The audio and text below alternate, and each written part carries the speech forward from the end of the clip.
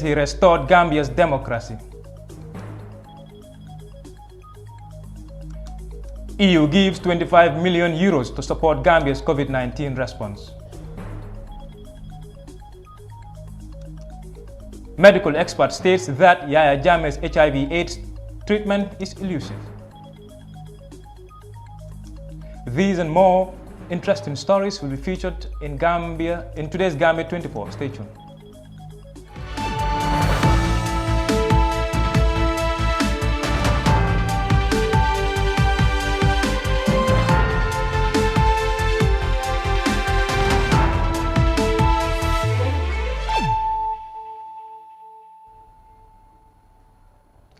Welcome back. Ibrahim John is my name and you are watching Gambia24. We now progress to our news items. Guineans in the Gambia cast their votes on Sunday at the French school in Kanifing, a suburb of Serekunda, as the incumbent Alpha Condé seeks a controversial third term of office. The 82-year-old is vying for re-election after pushing through a new constitution in March that critics said was designed to sidestep a two-term limit in the West African country. More in this story written by Mariama Cham and reported by Sohna Kinti Tunkara. Sunday's vote comes amid a tense political climate under which more than 90 people have been killed and several others injured in a crackdown on protests against President Alpha Condé's bid to seek re-election. More than 13,000 Guineans in the Gambia, who have keenly followed the deep political division back home, voted in Sunday's polls in the Gambian capital Banjul and two major towns, Birkama and Serekunda. While tensions have been rising in Guinea ahead of the vote, Guineans in Gambia said Sunday's voting process was smooth. Ibrahim Abba, one of the election observers, told iAfrica TV they didn't encounter any issues. People are coming. Thank God we did not encounter any problem at the moment. People come and vote. We just had a little delay in the starting vote and people were patient. Aside from that, all is going as normal. There is no violence and no issues. At a polling station in Kanifing, many waited patiently in queues to cast their votes, but some felt that the process was too slow and were being impatient. Asanatu Jalo, a resident of Bundum Bohol, who is also an election observer, said the process was smooth and peaceful save for the few who felt the wait was too long. Santa Yala la ñëw process ba ngay dem normally. We thank God because the voting is going normal. There is no issue with voters and those in charge of the voting. It's just that some people don't have the patience, but thank God. Almost 5.5 million people were eligible to vote on Sunday in roughly 15,000 polling stations. Despite widespread protests against Condé's candidature, his supporters are certain of a victory, so are those of his main opponent, Salou Dalin Jallow. Sunday's poll mostly passed without reports of violence, despite the tense political climate leading up to the polls. Bailo Jallow, a voter from Birkama, waited for more than 8 hours before he could vote. He said the process was frustrating. The process is slow, and we are very tired. We have been here since 7 a.m. till after 2 p.m. Those in charge are slagging. The voting was not quick at all. One person will enter for 15 or 10 minutes. Only one person, so this has really caused a delay in the voting. The incumbent Alpha Condé, who served as president for 2 terms of 10 years, bypassed the 2-term limit in March by changing the constitution. This sparked mass protests that led to the death of nearly 100 people. President Condé is likely expected to win, but if he does, activists fear it will alter democratic norms in the country. The initial results of the elections are expected to be announced several days afterwards, and where a candidate failed to win more than 50% of the vote, the second round of voting is scheduled for November 24th. For iAfrica TV, Sohna Tunkara. Now to Gambian politics. Gambia's President Adama Barrow has said he is the one who restored democracy in the Gambia as he hosts A meeting of his party's mobilizers and the women groups. The Gambian leader is mobilizing support for his National People's Party ahead of the 2021 presidential election. Omar Ahmad Toure has the details of the story.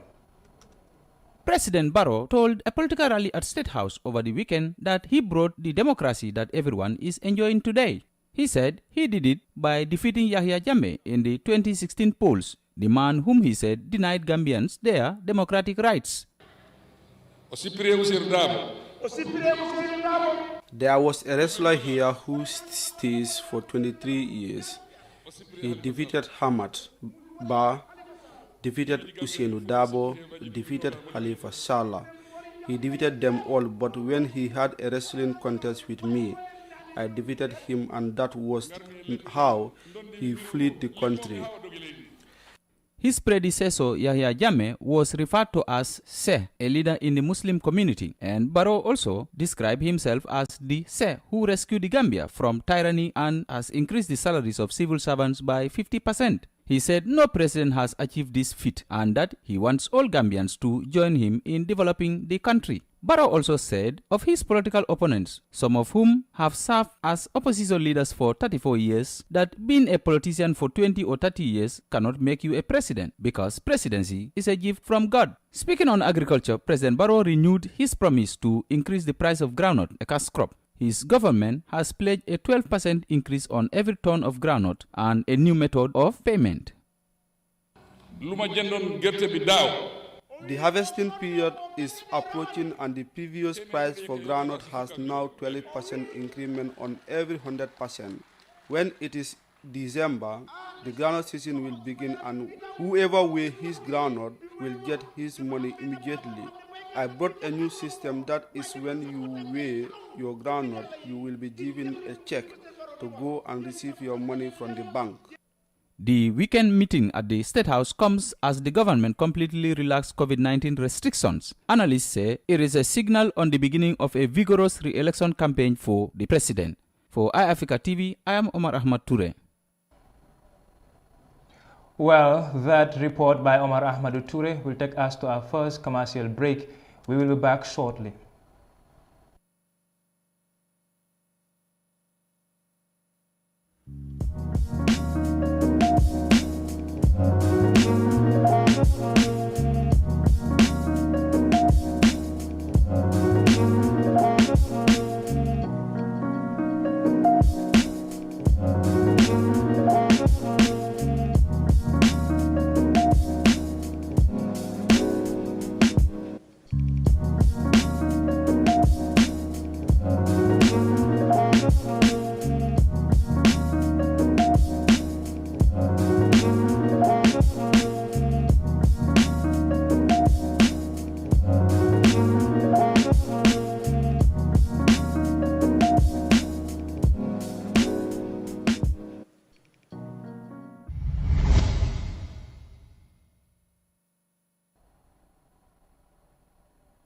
Welcome back. You are watching GAM24.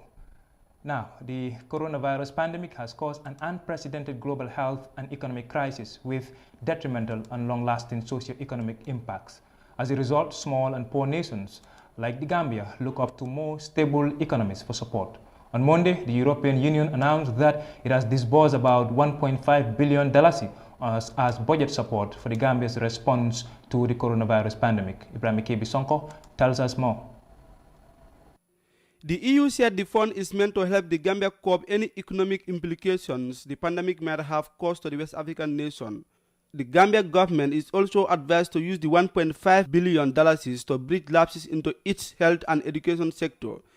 The EU support is also meant to contribute to recovery from the pandemic and support the transition towards democracy and short-term development objectives, according to the EU press release. In a statement issued to the press, EU Commissioner for International Partnership, Jutta Oppilainen, advised the Gambia government to strengthen democracy, human rights, and the rule of law. She said the Gambia government should take a giant step in building the necessary national unity for a good democratic transition with a new constitution at its core. The EU and the Gambia have intensified their relationship since 2017, and Monday's financial support means the European Union has so far transferred a total of €365 million in financial assistance to the Gambia to support reforms to improve its governance, public finance management, and service delivery in the country. By these supports, the EU says it contributes to the short-term stabilization of public finances and to consolidating good economic and financial governance, the improvement of transparency and accountability, while simultaneously supporting the ongoing political and institutional reforms. Reporting for iAfrica TV, I am Ibrahima Kebi Songo. We now proceed to matters of the TRRC. In January 2007, the then Gambian president, Yahya Jammeh, announced that he had received a revelation or a mandate from God to create an HIV/AIDS herbal cure, a program in which victims said their rights were abused. From October 12th, when the Truth Commission resumed its public hearings, witnesses have been testifying on the former president's AIDS treatment program. This week's testimonies open with the accounts of an expert witness who said the treatment program was elusive and didn't get the required scientific test. Ndai Sise reports. Dr. Adama Amadou Sala, a medical expert and a proprietor of the Lamantora Clinic, Hazan Monday, told the Gambia's Truth Commission that ex-President Jammeh's HIV and AIDS treatment program was elusive. Sala told the Commission that it is impossible for one to completely remove HIV and AIDS from the human body. The promise of a cure in the context of HIV remains elusive. You can never totally eliminate the virus from the human body. You can reduce the viral load to a level where it's controllable or manageable. The patient will feel much better and live an active, productive life, but doesn't mean that the disease is cured. Sala further stated that Jammeh's alternative treatment program was a dangerous enterprise. He said this because the concoction used by Jammeh, which involved boiled banana leaves and other herbs, was not subjected to any scientific analysis. And here you have a concoction which was not subject to any scientific evaluation or analysis. I think the conclusion that its curing was just subjective, but really nothing convincing, especially to somebody who really knows the science of this disease. Nothing convincing to show that it will really eliminate the virus. Healthcare workers and HIV and AIDS policy implementers reported that presidential alternative treatment created fear among healthcare community as Jammeh took extreme action to punish anyone critical of his treatment program. The presidential alternative treatment program is said to have broken Gambian laws and violated international human rights laws. Jammeh, who now lives in Equatorial Guinea, is said to have subjected people living with HIV and AIDS to cruel, inhuman and degrading treatment. Reporting for iAfrica News, I am Daisy.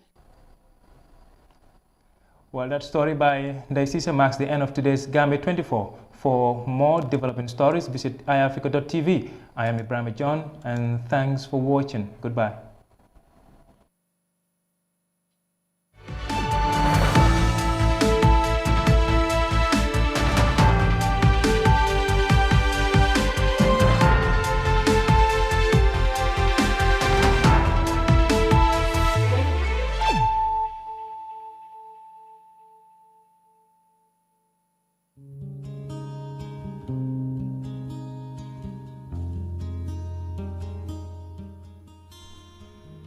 TRRC is mandated to make recommendations for prosecution or amnesty